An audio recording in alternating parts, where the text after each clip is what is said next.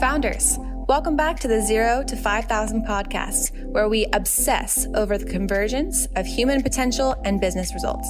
Today, our hosts Drew McClure and Jordan Mitchell have another insightful conversation for you. So let's jump right in. Okay, founders, welcome back to the podcast. Today, I'm sitting down with Chris Romer, CEO and co-founder of Project Canary. As CEO of Project Canary, Chris Romer leads the company on their mission to mitigate climate change by helping the energy supply chain reduce methane emissions through continuous monitoring, accurate data, and a trusted certification process.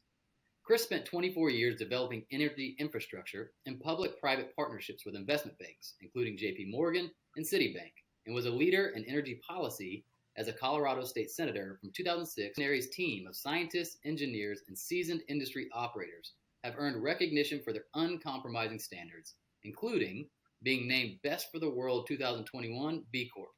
And the company just raised $111 million in their Series B round. Here to share their story and more is Chris. So Chris, thank you for being here, my friend. Good morning, Drew. It's great to be here. I'm excited to talk to you, especially the scale of the impact that you all are having and hoping to keep having in the future. So I'm curious, in your own words, how did this whole thing get started? Well, great. I mean, like all good serial entrepreneurs, how did this one get started? Because This is probably authentically my seventh or eighth rodeo. And this one has definitely been a handful, and it's a lot of fun to describe that. But it started, I was at another B Corp called Guild Education. Guild is now the largest human productivity platform or human capital platform that's solving the gnarly problem for the 60 million Americans who don't have skills for the jobs of the future, but didn't want to always go back to college. And its number one customer is Walmart, Taco Bell, Chipotle, and a bunch of others. And I built that company. I was employee number 3 and a co-founder in Guild as a B Corp. And it was my daughter, Rachel, who is well known in the entrepreneurial sectors as a founder, who's now grown that company to a market cap of $5 billion. And so it's really fun for me to disclose that I'm probably one of the few founder CEOs that was trained to be a CEO by his oldest daughter. And so for the founder community out there, you can chew on that one as an opening line. But it was because Guild was solving a very gnarly problem. And great founders go into a business to solve a problem. They don't go into a business to get an exit, to get something else. Most people really have like a splinter in their brain. And why are they serial entrepreneurs? Because they can't end the curiosity of how do I solve a problem. For Guild, there were lots of people who had some college and not enough skills and a lot of debt. And Guild was going to solve the ability to get your college degree with no debt. It was a very cool problem and actually really fun to solve that one. And I was recruited out of that by a group of scientists in Colorado, where we're the first state and jurisdiction on the planet that requires people to measure the environmental impact of oil and gas. And it was because of my B Corp and my data experience at Guild, which is why these scientists recruited me into being a co-founder of Project Canary. So like a lot of good founders, once you have your reputation of solving gnarly problems, my expertise is solving gnarly problems that sit between government and business. That's what I've done for about 40 years. Interesting problems. Did you kind of just stumble into that, or was that something you always knew you would want to bridge that gap? Well, I spent 25 years on Wall Street, specifically on the public sector side, financing things like airports, transit systems, public energy systems. And so I always dealt with the issue of what sits, what I call in the public square. We have a private world and we have a public world. So an airport's a very good example. And airports are uniformly, with minor exception, owned by the public sector, but they're a big interface with the private sector. Airports don't work unless airlines can plug into them. And so my specialty is things like airports, where you have to have a public good that interacts very dynamically with the private sector. So the public good in Project Canary is climate change and the air we breathe and the quality, because dense energy is enormously required. If I could show you on a chart, I'd go have you all go Google up basically GDP for the last 1,000 years. And what you would see is that as human beings, the gross domestic product, our standard of living, went through the roof. It's the ultimate J curve. Go Google it up if you haven't ever done this. Go look at what happened in about 1850. That's when the revolution of burning coal or dense energy began. And when we invented the steam engine, when we learned to leverage not just human and animal energy, when we actually learned to harness energy out of carbon, that's when the human existence began to skyrocket. Now, we now know there was a consequence to that, which is called climate change, that we have to now solve. And so the gnarly problem that I wanted to solve in the public square is I don't want to diminish people's standard of living. In fact, I want to raise 2 billion people on the planet out of energy poverty. At the same time, we have this public good. We have this externality that we can only put so much carbon into the atmosphere before it will extinct our existence on this earth. And so that's what you call the ultimate gnarly problem that sits in the public square. And I'm having a blast at 63 in my 7th or 8th rodeo. But boy, this is a Brahma bull. I'm riding this son of a bitch like hell. You saved the best for last, right? What I love about what you're saying is, it's been in my experience that when you look at organizations that are just for public good, nonprofits, government, education, that kind of thing, and they get so disconnected from even the private understanding of turning a profit or making it make business sense. They often have great aspirations, but we have kind of the private capitalism company, when they get detached from the public good, man, they may be doing a lot, but be damned with the consequences, right? Sure. And so it sounds like you're bringing those two together. Like, no, we really can solve great challenges and do it in a way that makes sense for people. In great capitalistic systems, and it's why we brought tons of people out of poverty, and it's why communism never worked. It's like, look, the great thing about the free market is it allocates capital efficiently. The problem with the common square or the free market is when you have something called a free rider problem. And if I can put more carbon into the air and make a nickel or a dime more than my next partner who's being a good steward of the planet, that's a problem. So that's where you have a free rider problem, where I can cheat the system, cheat the planet by being a bad actor. And then you need to bring what's known as the externality in. And just a founder story is true, that just in this humble way to understand this, just a family issue for me. But we actually came up with the idea for Project Canary when my brother Paul Romer won the Nobel Prize in Economics in 2018.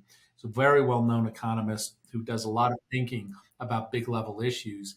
He and his co-winner, Bill Nordhaus, were in Stockholm, and we were debating this exact issue of how you use data to basically solve a free rider problem. Bill Nordhaus, Yale economist, is very well known for the cap and trade solution. That's different than a carbon tax. What we're about in Project Canary is the radical transparency of your actual impact, because we know that if companies, you can name all the public, whether it's Shell or Equinor or BP or Exxon, if ultimately people knew when they pulled up to a gas station the behavioral economics of each and every one of them, at some point consumers will probably work with people who want to not have that externality be hurting the planet. And that's been the journey for me, is 3 years and going to Houston, going to Europe and learning about this problem and finding lots of authentic people in the energy industry who are interested in solving that externality on carbon in a way that's a free market solution. And so that's been a great journey for me. And it's kind of been, of all my 8 rodeos, this one, as I said, has been a big one. And I'll be going to COP27 in Egypt to meet with a lot of the top people. And we've been working very hard with the buy side in Europe, because there's another externality in play here, which is we now truly, truly need to get Europe off of Russian gas. Those sons of bitches in Russia are bad people. They're very bad, evil people. And we need to never, ever buy gas from them again until all those people are gone. Okay. So this is why this energy thing is very dynamic. It's been a big part of my life, going back to the OPEC issues. When I was in college, I'm old enough at 63, I did push my Chrysler station wagon out of gas in 1978 to a gas station during one of the very first OPEC issues. I'll be damned if I'm going to let those son of bitches run my grandchildren's life We're Yeah. going to move to a new order on energy. And it's what motivates me every day to solve this. But like a good entrepreneur, I'm not going to drop the mic until we solve the problem. Yeah. For a layman like me, someone who's not been in the world you've been in and knows the ins and outs of it and even the terminology, what would you say is the current, hypothesis for solving this problem that you all are exploring? So it's transparency, that pricing and transparency and the ability to actually have good market data matters. That when you measure what matters, I mean, Peter Drucker said it long ago. Right. And who Peter Drucker is, you need to go fundamentally. You measure what matters. You can't improve things that you don't measure. You know this in your own business. You know it whether it's in climate or whether it's in government. That when people can BS each other about whether or not, it's sort of like, can you really lose weight without a scale? Mm. Like, come on.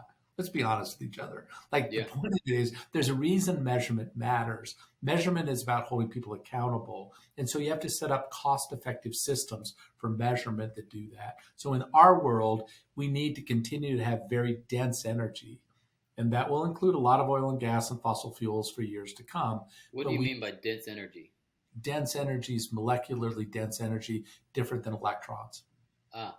So there's a lot of people who believe this is all just going to electrify. I think we have a lot of evidence that's not the case. There's a lot of things where you need dense energy in gases and liquids, different than electrons. Yep, there'll be a lot of batteries, a lot of electrification, a lot of renewable and that. But I happen to be kind of a moderate Democrat that strongly believes that the transition is going to take more than 5 years. It's probably going to take 20 or 30 years, which means we need to radically improve the quality of the extraction and the use of carbon and soon to be hydrogen. And to do that, you have to radically measure at the molecular level. And once you put those molecules in a blockchain registry, you'll know exactly which molecules to buy because certain molecules are going to be cleaner than other molecules. And when all of that's on a blockchain registry, trust me, the market's going to work just fine. And so if we can measure these things, we can see which dense energy is better than others, it will incentivize innovation in the right direction. Is that part of it as well? Sure. If I'm American Airlines and you have Project Canary verified climate attributes, I will be buying my aviation fuel, which has the lowest verified attribute related to its carbon footprint.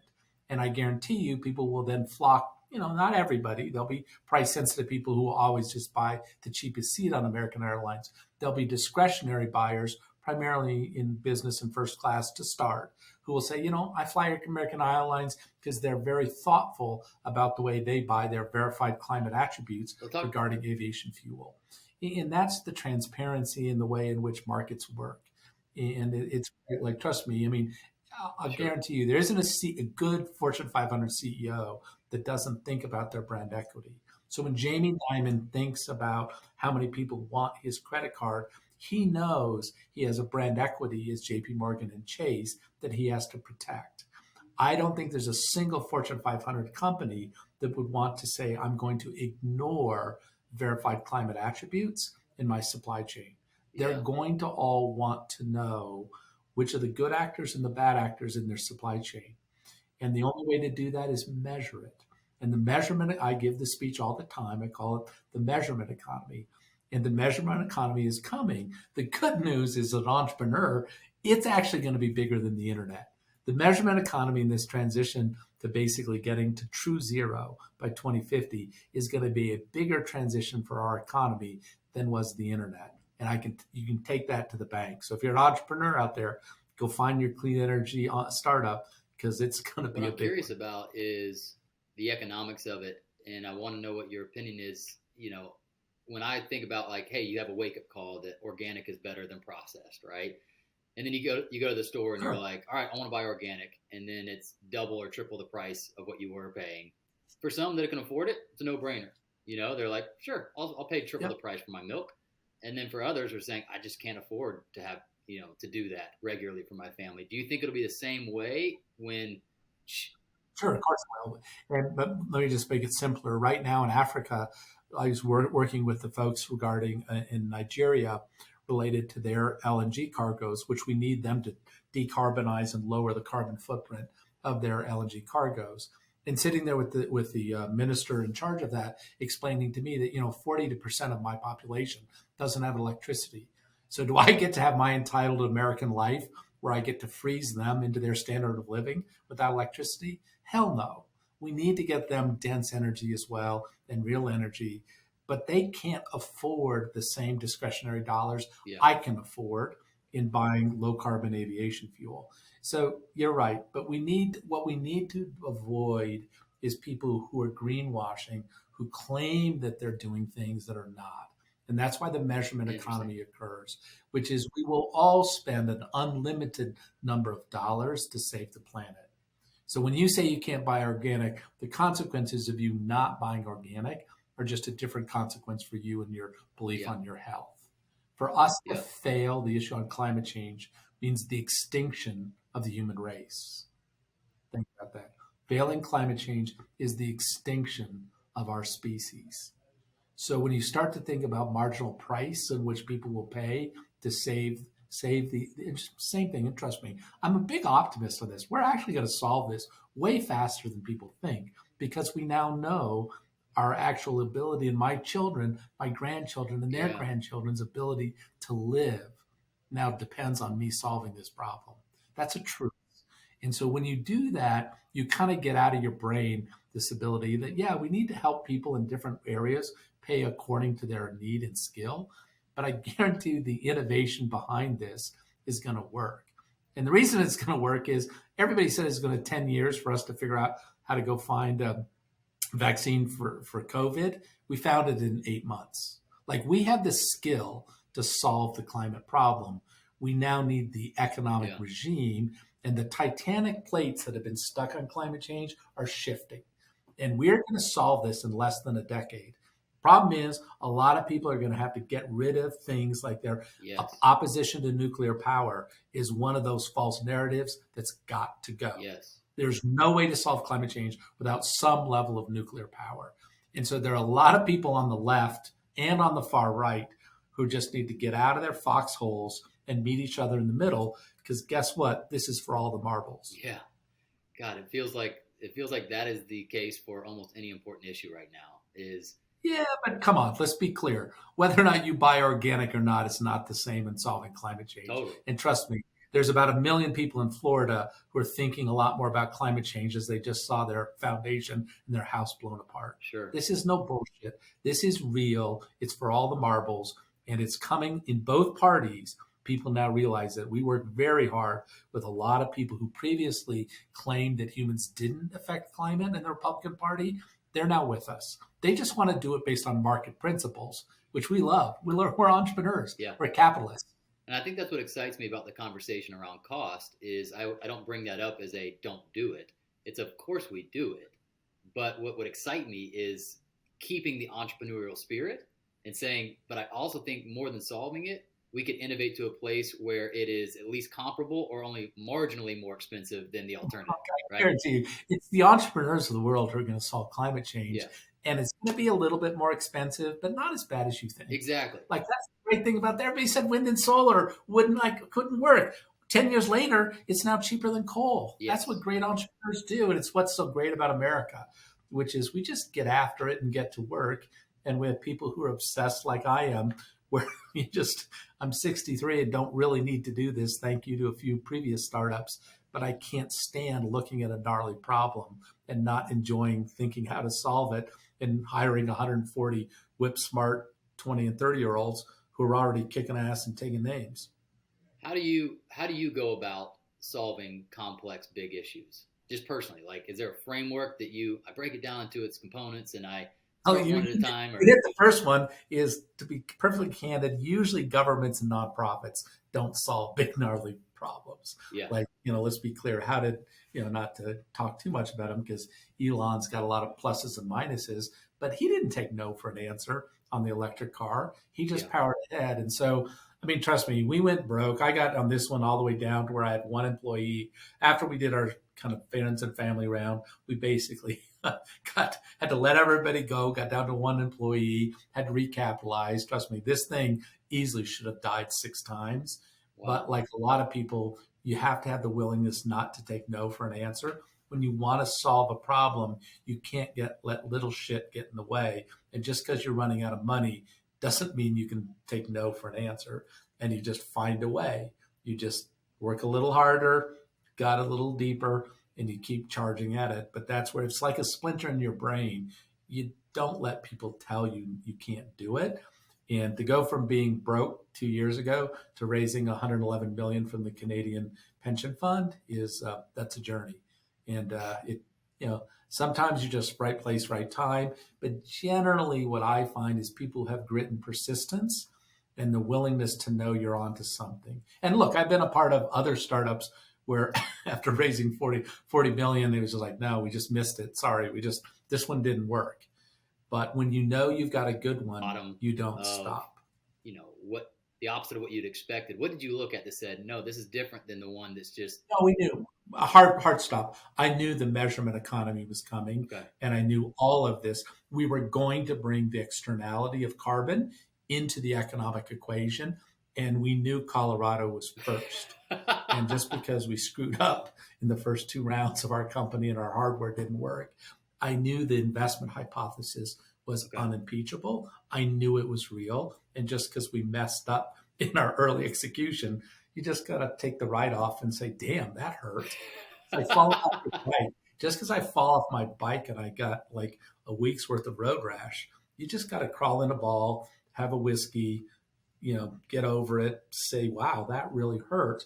Then you have to have the ego and determination just to get the fuck back on the bike and ride. Yeah. Do you think all the early experiences you had leading up to this allowed you to have a more firm resolve in that moment? Well, sure. I mean, having done 5 or 6 startups before, I wasn't surprised that there's a difference between missing the investment hypothesis or missing a little bit of tweak on product market fit. But we knew the TAM as well as a product market fit. And even though we missed on execution and honestly some personality issues, those were noise, painful, because it meant, my position in the cap table was very different than had I been successful in closing that first Series A. But if you got a splinter in your brain that you're going to solve, you don't let the little shit get in the way. Yeah. And having to be humble enough to say that hurt. It's like falling off your bike with serious road rash. You just got to get the hell back on the bike and ride and believe in your vision. What is wrong is when you know your investment hypothesis is wrong, then you get off the bike and find a new bike. Yeah. But that wasn't here. The issue here was execution. There's a difference between execution versus missing. We found the right market.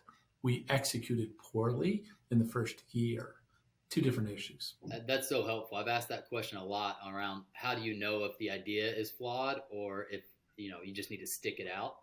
And I've heard several versions of that, but that was very, very helpful in the way articulated. I could write a book on that with Canary.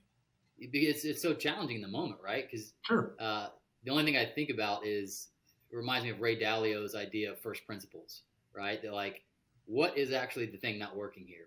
Like you said, is it just something superficial that we could fix, like the execution or the strategy, or is the underlying assumption actually wrong? And if that's wrong, then we're in real trouble. Well, 2 things. One, sometimes it's right. You're just too early. And this thing of what I call the clean energy transition is 100-foot tsunami.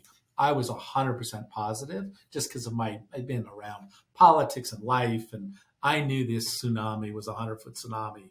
And so I knew that it would come. But it's like any big wave. You can see the wave coming. It's just you're too early and you expend all your energy trying to catch it. And then you run out of energy. And I was pretty sure that if we just reloaded, took the write down in capital, recapitalized, we're pretty sure that the 100-foot tsunami was coming. And sure enough, it was. We were just early. We were early and poorly executed. So the first question is, are you just early? You've seen the right wave. You're just too early for the wave to catch the wave. That's a real phenomena. And a lot of people have lost. I mean, timing's a lot. And we got lucky enough that we had the grit and persistence. And my co-founder and I had to let our staff go, just look at each other, the 2 of us, in a room for 3 months as we redid the company.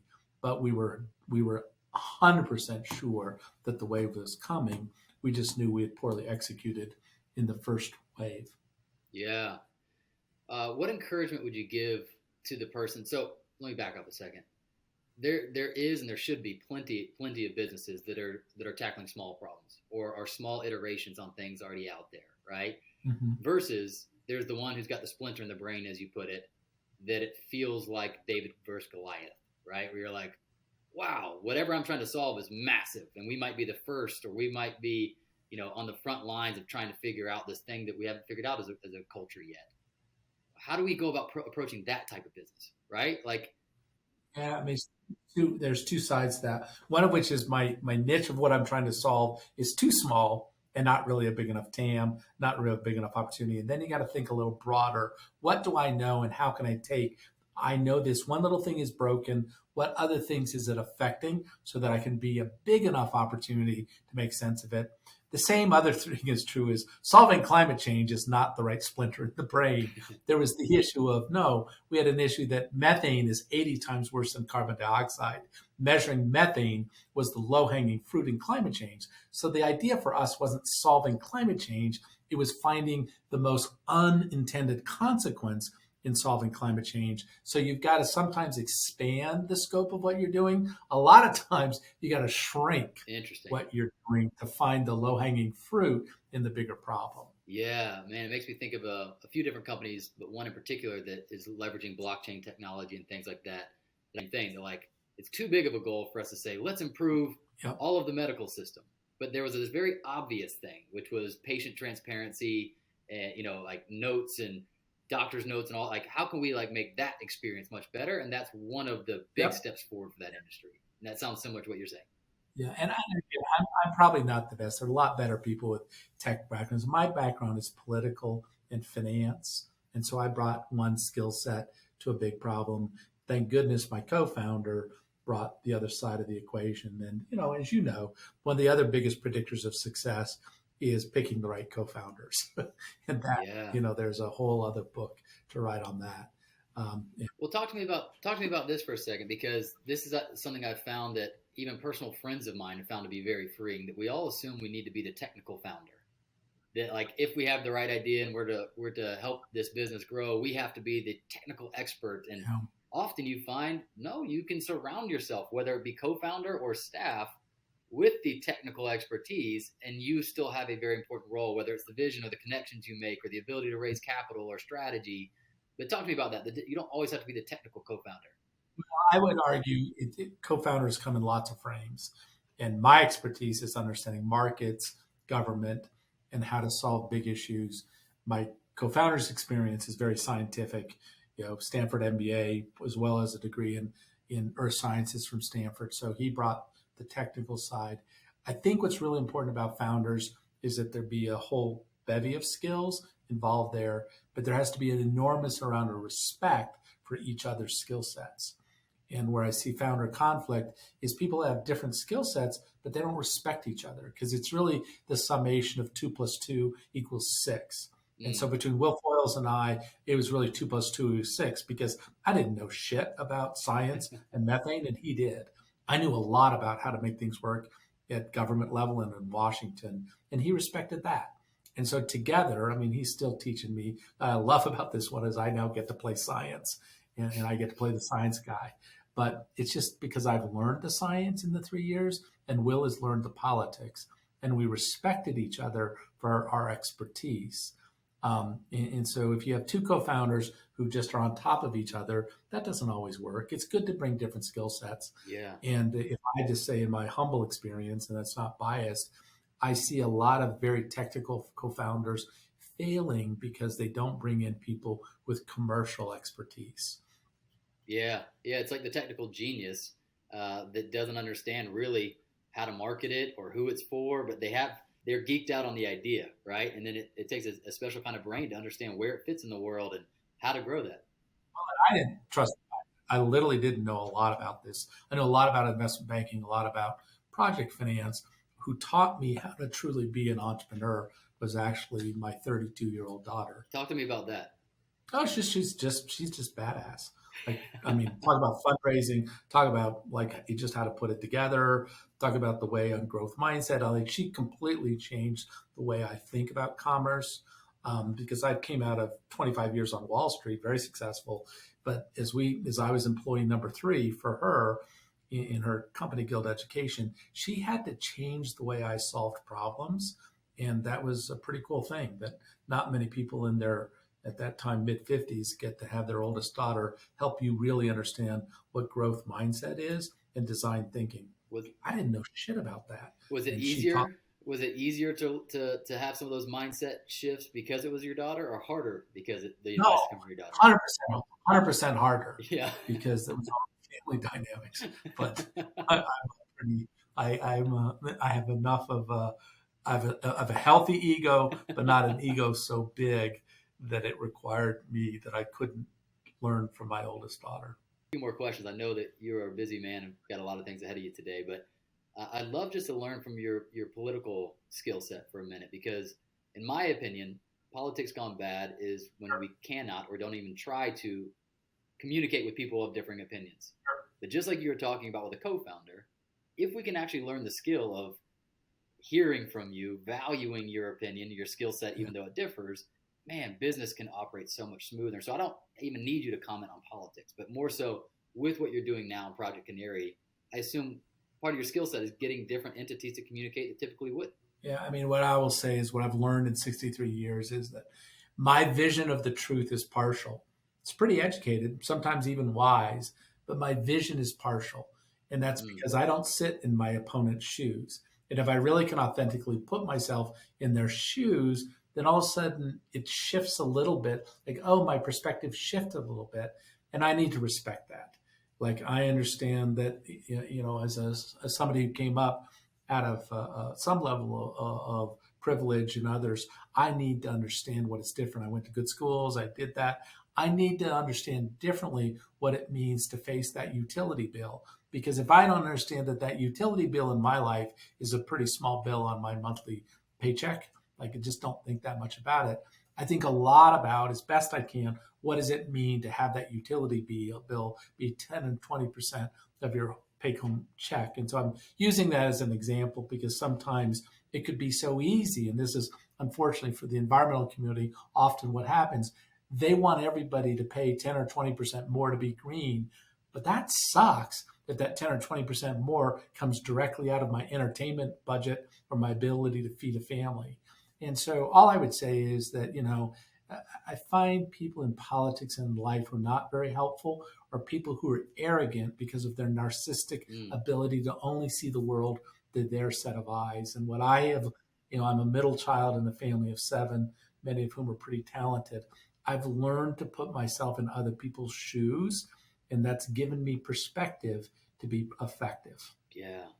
Can't imagine, a more profitable skill in life and in business. If you want to have a healthy connection with your children or your spouse, being able to put yourself in their shoes and understand their perspective. Same with business. No, you can't bullshit that. Like, what do you mean? You can't say, oh, look at it from my wife's perspective. No, you really have to look at it. That you have to really shift your brain. And trust me, I don't do it all the time, and I fail a lot, and I have a lot of humility about this, but I really do think a lot about how does that feel from somebody else's perspective. And it makes me a decent manager. It makes me a very different CEO because I am not an autocratic CEO. I was just laughing this morning how much authority and much that I have to spend a lot of my time reining in people who are executing things without my permission, which is what I friggin' love. The fact that most of my job is taking all my mini entrepreneurs who are out there blasting away because I tell them, don't ask for permission, ask for forgiveness. Yeah. And every once in a while I said, well, on that one, you probably shouldn't ask my opinion. But I never punish. I just say, on that one, you probably need a little bit more wisdom before you ask for forgiveness. But it is just as an example because I don't bring a narcissistic approach to being CEO, which unfortunately too many CEOs do. Most of my job is reining people in. I think a lot of other CEOs spend all their time trying to encourage people to get out there and take risk. It's one of the hardest things. If I had to say, having taken a lot of failure in life, one thing I have failed so friggin' much, having run for mayor and lost a mayor's race, having blown up some other things, failure is just a part of growth. And because I've failed a lot, I know how to teach people to not be afraid to fail. Because most people don't achieve what they want in life because of fear of failure. Like, what's that going to look in on TikTok, or what is that going to look like on Facebook? Oh my God, I have failed on the front page of a newspaper where 2 million people said, man, that was a lousy race for mayor. But I learned a lot. And if there's one thing I could teach every founder on this phone is don't be afraid to fail. Failing is just part of life. If you don't fail, you're not in the arena. Get in the friggin' arena and take it down. And you'll get off that Brahma bowl and you'll get your ass kicked. Trust me, that's when you learn the most. And then you'll stand up, dust yourself off, say, wow, the next Brahma bowl I ride, I'm going to ride it a little different. That spin move she had caught me. I'm not going to get caught next time on the spin move. So get in the arena and learn to fail. How do you handle that emotionally? Hard. Alcohol, drugs, and a lot of meditation. I'm not lying. I just wasn't expecting that answer.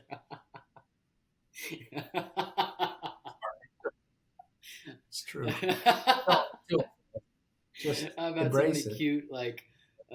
cute, philosophical answers to that kind of question, and that was just brilliant. That caught me off guard. Man, I love it. And it also sounds like it's an opportunity, right? We talked about ego earlier. Like we have to have an ego, meaning we have to have confidence. Yet we can also have too much of an ego that is more insecurity in disguise, if I would say. And that moment is almost like a moment to knock that stuff away and not put it back on. Yep. Would you agree? Yeah, but that's why great things like YPO and there are other groups, and like we have so many things where we have a mask on. You have to learn to take your mask off. Yeah. You have to go put yourself in circumstances where, because I get it. Sometimes being a CEO is a performance art, and you do have to have a confidence about it. You have to have the humility to take the mask off and know how to call your own bullshit. And this thing on failure is a big deal because every once in a while, there are all these little decisions you can make that increase the probability to avoid failure. And that's not always the right choice because what you really should be managing is the highest probability of success, which also often increases the probability of failure. And once you learn failure is not as bad as you think, it allows you to go a little bit deeper and jump off the high dive with a little bit more authority. And now we're getting pretty philosophical. But look, it's easy for me to say because I've had a lot of success in life. And I got later in life with some financial security, was able to take on failure. And I don't want to be preachy to those entrepreneurs or founders who are facing a different circumstance. But I do find in coaching a lot of younger people that the fear of failure is often what holds them back. And it's not even so much financial. It's this friggin' Facebook quality of, like, I just on Facebook, how many people post like, wow, look at how much I screwed up yesterday. I never see that Facebook post, which is, wow, here's all the stupid mistakes I made yesterday. I don't see that on TikTok and Instagram. I see everybody talking about how cool they are. And the truth is we're all pretty flawed. And we all ought to put our flaws on Facebook and TikTok, not our successes, because all we're doing is bullshitting each other, because every day I make a ton of mistakes.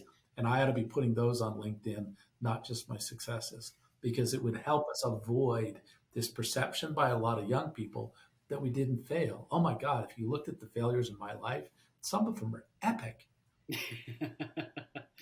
I think that's why many people are enjoying podcasts, right? Like, I know it's why some people have enjoyed this, is because if you talk to someone long enough, you can't help but get, hopefully, the real story. And the real story I've found always involves ups and downs, steps forward, steps back, mistakes made, genius moves made, all together, right? I have one friend who just researched the amount of failures famous people have made, like, throughout history. And like you said, it's always staggering when you really look closer. How many did Walt Disney truly have? How many did, Einstein have? And it's like, it's a huge amount, right?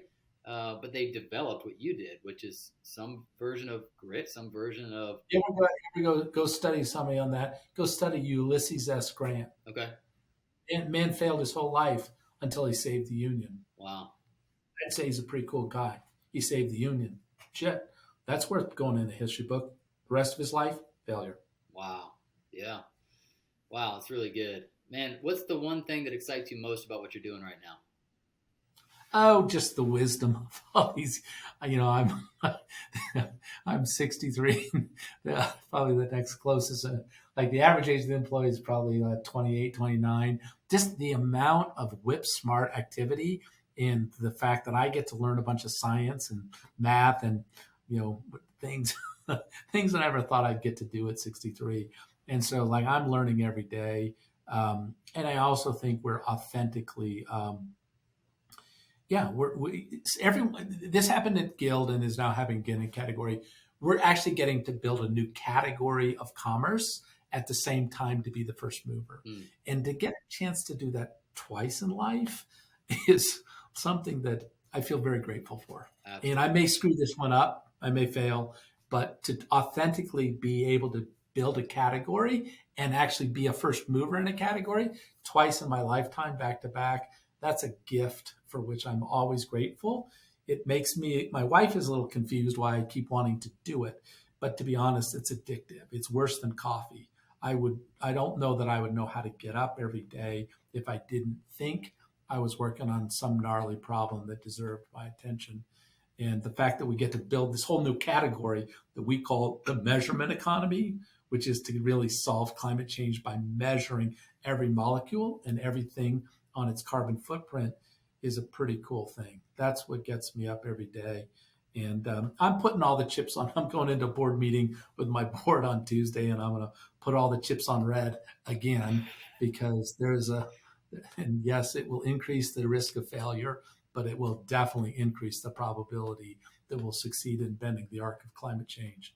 And that's what we do. Wow. And good news is the investors can vote for it or against it, but my job is to put the chips on red and tell them, let's roll. Yeah. Get on that Brahma boat. Time to ride. Something you just said, and we'll end on this. You said when you increase the chances of success, you increase the chances of failure, right? There's no getting around there, is there? Is that the tough news we need to swallow? They're just people who don't, entrepreneurs or boards or investors who always want their cake and eat it too. I want a 10% yield, but I also want to make 10x. Bullshit. That world doesn't. Yeah. That world doesn't exist. I want no risk. I want only reward. Yeah, and that's a lot of what we do, and it's why getting rid of the fear of failure is what a lot of times you have to do. Because if we get that 10x return for our investors, I guarantee you we're going to have an impact on climate change, and that's why we all showed up. We didn't show up to give people a bond yield. That's for another business, and it's not what I'm interested in. But anyhow, well, nice to get to know you and all those founders. And I respect the hell out of founders. It's about the hardest life, but boy, it's a satisfying life because, yeah, you're going to fail. It's just a fact. You're not worth a damn. In fact, before Guild, my daughter and I built another company where I was the president, and she was one of my third, fourth employees, and we failed. And we learned everything in that first company to do. And the reason Guild is now worth $5 billion is we learned everything in the first failure. We applied to the second, the first of which she walked in and said, okay, this time I'm in charge and you're working for me. And that was the first thing we changed because she's actually a better CEO than I am. And so all I can say is you actually probably can't succeed in life until you failed. And so if you haven't failed yet, you probably are underperforming. That would be my prediction. Wow. Hey, that's the bomb of the episode right there. Chris, thank you so much for your time, man. I'm going to let you go, but I appreciate it. Go get them. See ya. Thank you. Founders, thanks for listening. We hope you enjoyed it. Make sure you subscribe to the podcast and hop into our monthly founder email so we can ensure you stay on the edge of peak performance and massive business results.